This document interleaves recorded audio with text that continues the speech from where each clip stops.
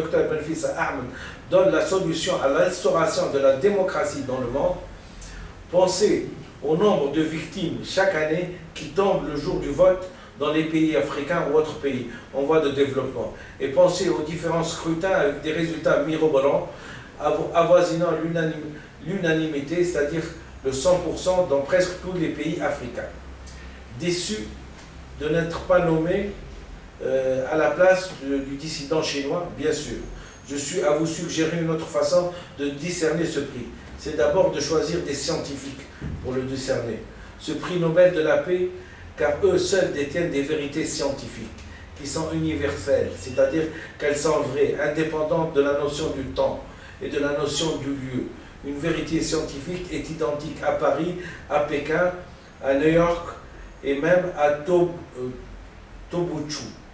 Les scientifiques peuvent juger par un esprit anticipatoire, intègre la répercussion sur le monde.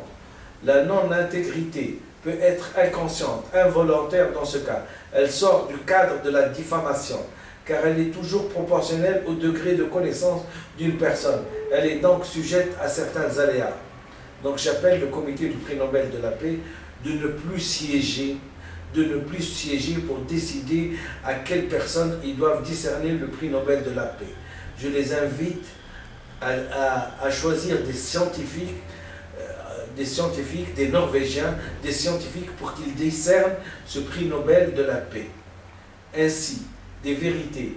Ainsi les scientifiques peuvent juger, peuvent analyser, peuvent avoir un esprit anticipatoire sur la répercussion de ce geste envers l'humanité. Il ne s'agit pas de faire plaisir, à des copains. La gouvernance des copains et des coquins, c'est mon cheval de bataille et je combattrai toute ma vie contre ça. Il s'agit quand on est scientifique, il faut chercher les vérités scientifiques. Il ne s'agit pas de faire plaisir à quelqu'un pour lui offrir le prix Nobel de la paix. C'est un petit peu de l'irresponsabilité. Car, et j'essaie de préciser, le moi est toujours sujet de ses connaissances. C'est-à-dire que si moi j'ai beaucoup de connaissances, je suis sujet de mes connaissances, c'est-à-dire que je vais appliquer mes connaissances, et si j'applique mes connaissances, ces connaissances-là, quand elles ont une répercussion humanitaire, je devrais être choisi parmi tout le monde, parmi tous les gens qui n'ont pas un impact aussi grand que ça. C'est tout à fait normal. C'est pas de l'amertume. C'est de la rationalité. C'est de la rationalité, c'est de la responsabilité, c'est des mots qui ont un sens. C'est pas des mots, c'est pas du blablabla. C'est pas si on voit une civilisation entière en train de remonter le temps par leur écriture et que personne ne s'est sensibilisé pour leur indiquer le bon chemin de l'écriture, le bon chemin du respect de l'acquis phylogénique, vous comprenez très bien que le prix Nobel de la paix, et d'ailleurs il ne faut pas croire que vu l'historique de ce comité du prix Nobel de la paix, je vais m'enorgueillir de l'avoir obtenu. Et d'ailleurs, la preuve en est, c'est que je n'ai même pas, ils ont joui de mon mépris, je n'ai même pas remis le dossier pour cette année. Sachant très bien l'handicap mental dont ils peuvent faire preuve. Le moi est toujours sujet de ses connaissances. Le projet que je vous ai soumis, l'handicap dont il est porteur est qu'il se base sur une science pas très connue par beaucoup de personnes car elle fait intervenir l'inconscient. C'est la science psychanalytique, c'est la raison pour laquelle je vous demande de soumettre le résumé à un psychanalyste. Les vérités scientifiques s'opposent aux vérités des sophistes. Ceux qui prétendent savoir sont de véritables connaissances de la réalité des choses. Et là, c'est le problème du sophisme que je fais intervenir, c'est-à-dire et beaucoup de discours politiques, beaucoup de temps, beaucoup d'échanges, beaucoup de maladresse. Pourquoi? Parce que les gens ne veulent pas appliquer ce qui est scientifique. Et quand on ne veut pas appliquer ce qui est scientifique, on est toujours sur le mauvais chemin. Et quand on est sur le mauvais chemin, on risque de perdre des milliards.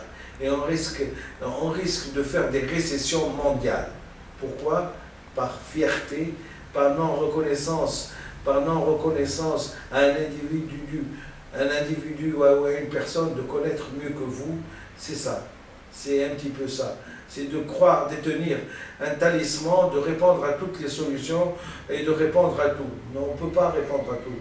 Parce que la science est tellement vaste qu'on ne peut pas répondre à tout. C'est déjà bien si on répond à quelque chose. Et là, je viens de voir un physicien, le prix Nobel de la paix, exactement, tirer sa science d'une mouche, hein, pour le problème de l'humanité. Il n'a pas prétendu, ce monsieur-là, il a prétendu qu'il allait améliorer la condition humaine en améliorant certainement l'humanité, l'immunité, pas l'humanité, en améliorant l'immunité des personnes. C'est juste ça, et ça nous suffit. Et il mérite, et certainement qu'il mérite beaucoup ce prix Nobel de la paix. Quant au prix Nobel de la médecine, quant au prix Nobel de la paix, c'est vraiment le grand foutoir, quoi. C'est vraiment aucune science, aucun truc, c'est des aléas, ça se passe probablement par téléphone. Il n'y a pas pire. Il n'y a pas pire. C'est-à-dire l'existence de l'humanité, hein, le choix comment je dirais-je, de l'humanité se joue par un téléphone et par des sophistes qui croient détenir des réalités. Je m'excuse, ce n'est pas une attaque. Ce n'est pas une attaque contre le comité du prix Nobel de la paix, c'est juste pour appuyer le fait qu'ils n'ont pas les capacités mentales, ils n'ont pas les connaissances nécessaires pour juger et décerner ce prix. Ce prix est important parce que c'est la paix dans le monde qui se joue. Et quand la paix dans le monde elle se joue, il faut savoir choisir. Il faut savoir choisir, c'est tout. Parce que sinon, c'est à notre corps dépendant, hein, qu'on paiera le prix. Et la preuve en est, je n'ai pas besoin de vous retracer l'histoire quand même, l'histoire récente. Cher comité, c'est une responsabilité d'avoir un œil sur la planète, de connaître donc les origines des conflits, d'avoir conscience des décalages culturels.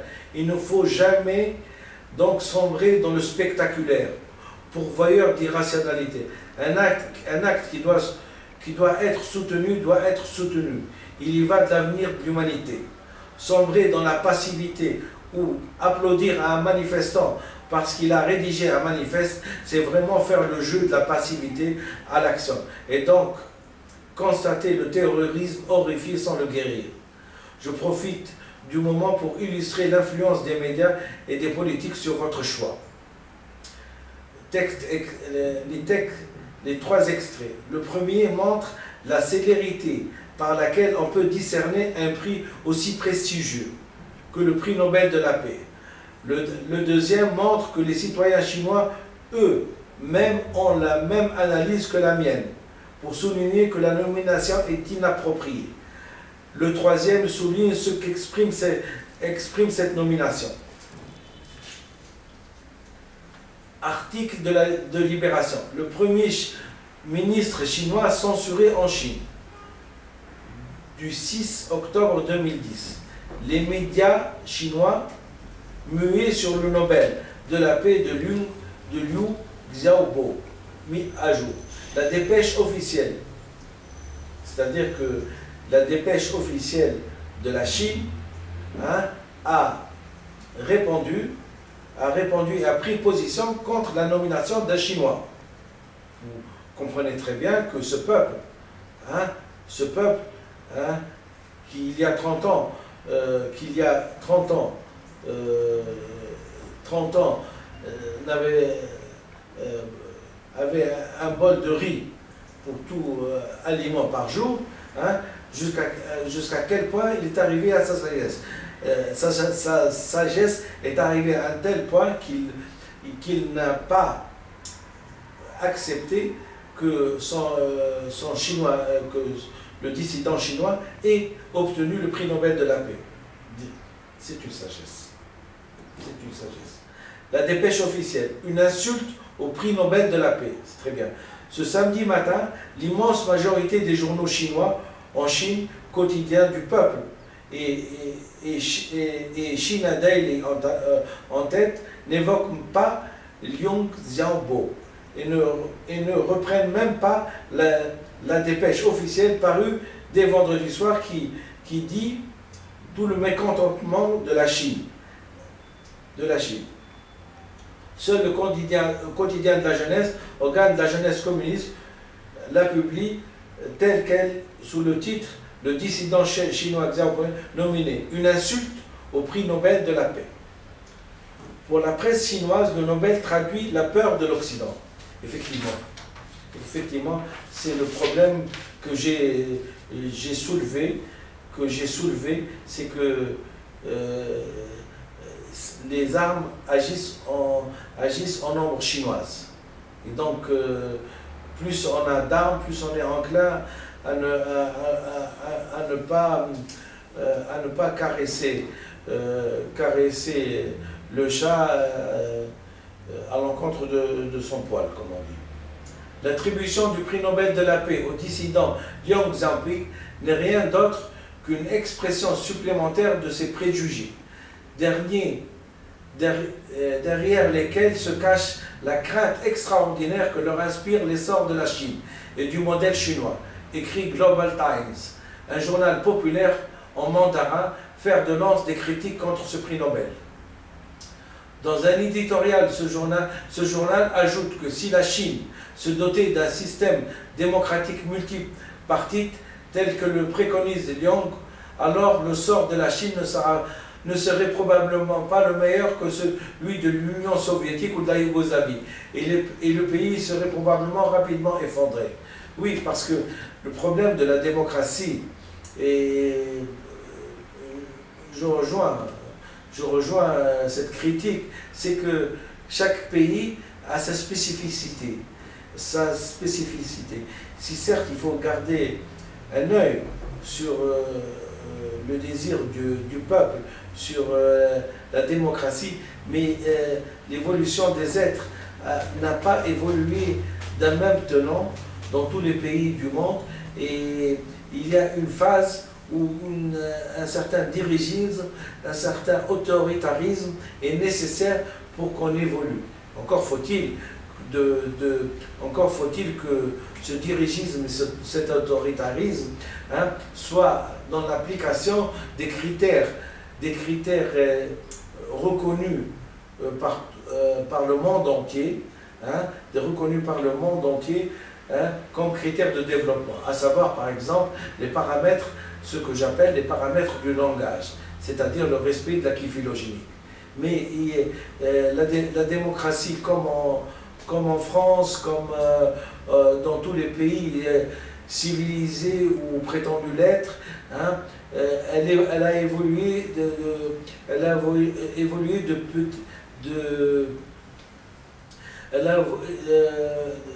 de marche en marche, comme dans un escalier. C'est-à-dire que la démocratie ne peut pas être du jour au lendemain décrétée dans le monde entier. Il faut un niveau culturel. Il faut des gens compétents pour la faire arriver à ce stade-là, pour que n'importe quelle personne peut la diriger.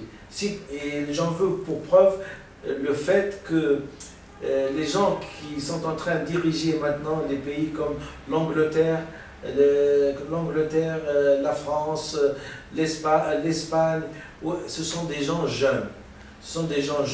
Mais il ne faut pas oublier qu'ils ont joui de l'expérience